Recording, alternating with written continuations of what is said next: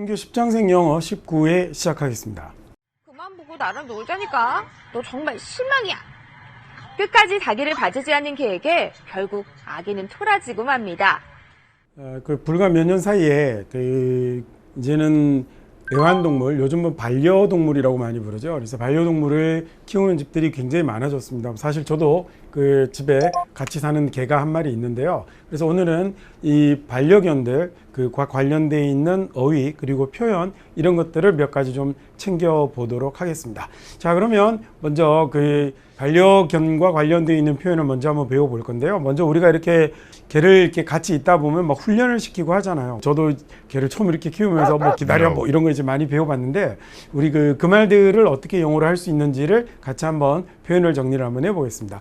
자, 그러면 첫 번째로 아마도 제일 많이 쓰는 말이 아닐까 싶어요. 그래서 이렇게 왜 강아지에게 이렇게 모이를 주고 이렇게 탁 맞고 이러면 탁 기다리고 있고 이러잖아요. 그때 훈련시킬 때 기다려 라는 말은 영어로 뭐라고 하면 되냐면 stay라고 하시면 됩니다. 자, 그 다음에 또 뭘 이렇게 던지고 개 훈련을 시킬 때 야, 가지고 와 라고 할 때는요, 그때는 영어로 이 표현을 뭐라고 얘기를 하면 되냐면 fetch라는 단어를 사용하시면 되고요. 자, 세 번째 이제 개 굴러라고 할 때 계속 이제 개 훈련하고 이럴 때 나오는 용어죠. 굴러라는 말은 그야말로 구르다라는 말을 쓰는데 거기다가 over이라는 말까지 붙여서요, rollover이라는 말을 사용하시면 굴러라는 말이 됩니다. 자, 그 다음에 또 자, 여기서 악수는 우리가 이렇게 물론 이제 악수를 이야기하는 건데 보통 개 발을 여기에 이제 올려놓으라고 하잖아요. 그때 그 발을 올리는 것 악수에라는 단어를 사용해서 shake라는 단어를 사용을 하고요.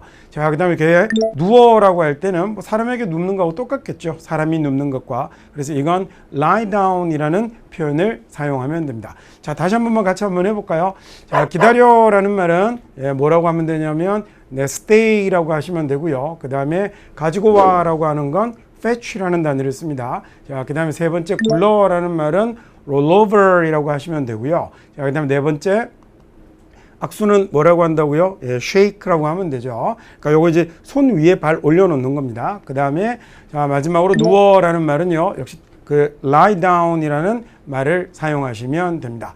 자, 그러면 이번에는요, 그 다음 이어서 몇 가지 단어들을 더 챙겨서 볼 건데, 걔가 이렇게 목줄을 하고 있죠. 그죠? 이렇게 목걸이라고 하기, 이 목걸이가 대롱대롱 매달려 있는 목걸이를 얘기하는 건 아니고, 목줄 있잖아요. 목줄. 목에 묶어두는. 그래서 거기다 고리를 연결해서 묶기도 하고 떼기도 하죠. 그때 그 목줄을, 자, 이 개의 목줄을 뭐라고 하냐면, collar라고 부르면 됩니다.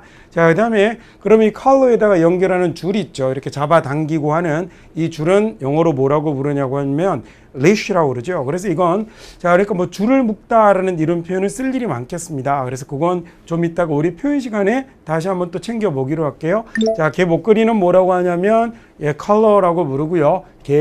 그 목줄 얘기하는 겁니다. 거기에 이어지는 줄은 leash라고 하시면 되겠습니다.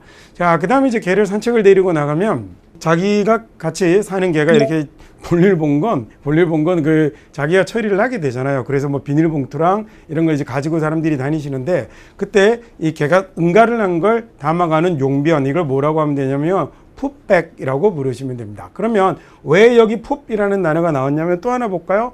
개가 이렇게 막 뭘 주고 나서 막 뛰어다니거나 이러면 또 산책 나가거나 이러면 유독 이렇게 잘 볼일을 보잖아요. 그때 이 응가하는 시간, 응가할 때라는 개 응가를 영어로 뭐라고 하냐면 푸프라고 하면 되거든요. 그래서 푸프 타임이라고 하면 야, 응가하려고 이런 말이 되는 거예요. 자, 마지막으로 이제 이 같이 사는 동물들이 아프면 동물병원에 가게 되는데 이 동물병원에 의사 선생님, 그 수의사 선생님을 영어로 뭐라고 그러냐면 veterinarian이라고 부릅니다. 그러니까 좀 길고 어렵잖아요. 그죠? 그래서 탁 잘라버리고 앞에 있는 vet만 남겨서 그냥 vet라고만 부르시면 되겠습니다. 자, 그래서 여기 나오는 다섯 가지들도 앞에 나왔던 다섯 가지 어휘와 함께 같이 챙겨 두시면 요긴하게 익혀 두실 것 같아요. 자, 그러면 이번에는요, 세 번째 꼭지로 우리가 다루는 이런 말은 영어로라는 표현에서 이 반려동물들과 관련되어 있는 표현들을 한번 배워보도록 하겠습니다. 자, 아까 말씀드렸던 것처럼 이 개의 줄을 묶어서 데리고 다녀야 되는데 가끔씩 또 안 그러시는 분들도 있죠. 그죠? 자, 우리 개는 뭐 순해요 이러면서 안 그러시는 분들도 있는데 원칙은 밖에 데리고 나갈 때는 묶어서 그렇지 않게 하는 것이 맞다. 그죠? 이때 개의 줄을 매는 것, 개를 묶는 것을 영어로 on the leash라고 그럽니다. 아까 말씀드린 것처럼 leash라는 단어가 끈이었죠. 그래서 목줄은 collar라고 하는데 이건 굳이 쓰지 않더라도 그냥 on the leash라는 표현만 쓰셔도 줄을 묶는다라는 말이 만들어지거든요. 자, 그래서 요즘 뭐 개를 이렇게 예쁘게 이렇게 키우려고 여기도 지금 화면에 보면 나이 들어 보이네요. 이게는 예쁜 강아지들이 나와 있는데 이 강아지들의 털을 이렇게 다듬고 깎고 이렇게 일명 애견 미용 뭐 이렇게 말씀을 하시는 분들도 있더라고요. 그 애견 미용은 영어로 뭐라고 그러냐면 얘들도 grooming이라는 단어를 씁니다. 왜? 뭐 사람도 똑같이 쓰죠. 남자들도 이렇게 면도 예쁘게 하고 어떻게 뭐 구렛나루를 잘 길러보고 이런 걸 그루밍한다라고 그러잖아요. 그래서 원래 그룸이라는 단어가 바로 이렇게 털을 다듬는 데서 온 단어이거든요. 그래서 이제 우리가 소위 애견 미용을 한다라는 말을 영어로 groom이라는 단어를 쓰시면 되고요. The dog needs to be groomed라고 하면 야, 이 개는 좀 그루밍을 좀 해야겠는데 털을 좀 다듬어야겠는데 이런 말이 된 거죠. 자, 그래서 야, 근데 너 you kept the dog on the leash. 근데 걔 묶어야 된다. 묶어서 가야 된다. when 뭐 할 때냐면 you take out 데리고 나갈 때는 줄에 묶어야 돼라는 말로 쓰는 겁니다. 자, 그래서 on the leash 공부하시면서요. 요 표현도 기억하시지만 여기 나오는 야, 이게 개를 미용하는 것도 groom이라고 하는구나라는 것도 하나 더 같이 기억해 두시면 좋겠습니다. 어렵지 않게 하실 수 있겠죠. 자, 이번에는 두 번째 표현으로 한번 가볼까요? 자, 어린 강아지를 이제 소위 우리가 이제 분양을 받는다라고 이렇게 표현을 하시더라고요. 그래서 어린 강아지를 데리고 오면 집 안에서 살 수 있도록 하기 위해서, 그죠? 집 안에서 살려면 얘가 이제 대소변을 가려야 하잖아요. 그래서 배변 훈련을 시키고 이러는데 이 개가 대소변을 가릴 수 있는 이라는 말을 영어로 뭐라고 하냐면 참 엉뚱하게도 housebroken이라는 표현을 사용합니다. 얘는 품사로는 형용사가 되는 거예요. 그래서 대소변을 가릴 수 있는 이라는 이런 말이 되고 이 broken이라는 말 대신에 뭘 이용할 수도 있냐면 house trained라는 이런 말을 써서 집에서 살 수 있도록 훈련이 된 이라는 말로도 쓸 수 있습니다. The dog is housebroken이라고 하면 저 개는 대소변을 가릴 줄 아나 집안에서 이렇게 살 수 있도록 훈련이 된 것을 housebroken이라고 하는데 자칫하면 집이 부도가 났거나 또는 뭐 집이 부서졌거나 이런 식으로 들을 가능성이 있겠죠. 아니고요. housebroken은 오직 이렇게 대소변을 가릴 줄 아는 이라는 형용사로만 사용하는 단어입니다. 야, 그래서 만약에 예를 들어서 I think 내 생각에 your dog should be toilet trained라고 하면 야, 그 좀 배변 훈련을 시켜야겠는데 대소변을 가리도록 해야겠는데 라는 이제 단어가 되는 거고요. 이 toilet train이라는 말은 이런 반려견에게만 사용하는 것이 아니라 실제로 사람의 아이에게도 왜 우리 그 아기들 배변 훈련 시킨다고 그러잖아요. 그렇죠? 그래서 그걸 영어로 toilet train이라고 합니다. 이것도 아주 요긴하게 써먹을 수 있는 표현이니까 toilet train 잘 기억해 주시면 좋겠고요. 야, 내 생각에 너희 개는 있잖아. 같이 살려면 배변 훈련 좀 받아야겠는데 라는 말이 된 거고요. right, 맞아. 그러니까 she is housebroken이라고 얘기하면 걔의 대소변을 못 가려 이런 말이 되는 겁니다. 물론 여기 not을 빼버리고 she is housebroken이라고 하면 이 개가 대소변을 가릴 줄 알아 라는 집에서 살 수 있어 라는 이런 말이 되는 거죠. 자, 여기도 두 가지 표현 챙겨갑니다. toilet train이라는 말하고요. 또 하나는 housebroken이라는 말하고 두 가지를 같이 다 기억해 두셔야겠습니다.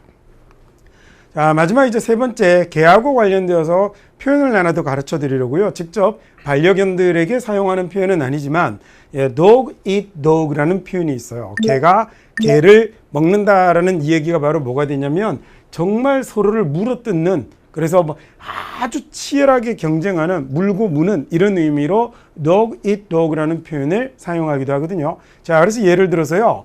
Is dog eat dog world out there 이라고 얘기하면 개가 개를 먹는 세상이다 라는 얘기죠. 자, 온통 바깥 세상은 개가 개를 먹는 세상이야.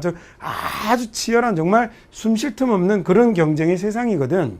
야, 그래서 you have to work with 네가 일을 해야만 해라는 얘기인데 학생일 때하고 달라. 너 직장 나가잖아. 얼마나 서로를 물어뜯는데 얼마나 치열한 곳인데 라는 얘기입니다. 그 다음에 자, 하나 또 일러드리는 표현 do or die 라는 표현 챙겨둡시다. do or die 라고 하면 우리말로 정말 그 뭐죠? 죽기 살기로 한다라는 이런 말을 do or die라고 하거든요. 그래서 you have to work with or die determination이라고 하면 뭐 죽기 살기의 정신으로 이런 말이 되는 거예요. 자, 그래서 여기서도 dog eat dog라는 서로를 막 물어뜯는 치열한이라는 의미도 기억하시고, 그다음 do or die라는 죽기 살기라는 이런 말도 하나 기억해 두시면 좋겠습니다. 자, 오늘은 이렇게 세 가지 표현에다가 추가로 하나씩 더 여러분이 익혀두시면 좋을 만한 표현들을 더 정리해서 같이 얹었어요. 그래서 다시 한 번만 같이 한번 확인을 해볼까요? 자, 걔가 줄을 매다라는 거, 줄에 묶어 있는 건 어떤 단어를 사용했었죠? leash를 쓰시고 on the leash라고 쓰면 이런 표현이 만들어지겠습니다. 자, 그 다음에 또 하나 더 기억하셔야 될 게 뭐라고 그랬어요? groom이라고 하면 얘가 털을 다듬는, 우리가 흔히 애견 미용이라고 하는 말을 이렇게 나타내 볼 수 있겠다 얘기 드렸고요. 자, 다음 대소변을 가리는 건요, 이것도 두 가지 표현을 하나 기억해 두시라고 그랬죠. 하나는 toilet train이라는 말이 배변 훈련을 하다라는 말로 사용을 하게 되고요. 또 하나는 housebroken이라고 하면 배변 훈련이 다 된 걸 얘기합니다. 집에서 같이 살 수 있느냐. 자, 마지막 세 번째, 물어뜯고 치열한 건 어떻게도 사용을 하냐면 dog eat dog world 이런 말을 쓰면 되고요. 그 다음에 얘는 하나 더 마지막으로 추가해서 기억하시면 좋겠다 싶은 표현 do or die라는 말을 쓰면 우리말로 죽기 살기로라는 이런 말을 쓸 수 있다는 거 알고 계시면 좋겠습니다. 자, 여기까지 해서 10장생 영어 19회 마치고요. 다음 시간에 또 유익한 표현 들고 찾아오도록 하겠습니다.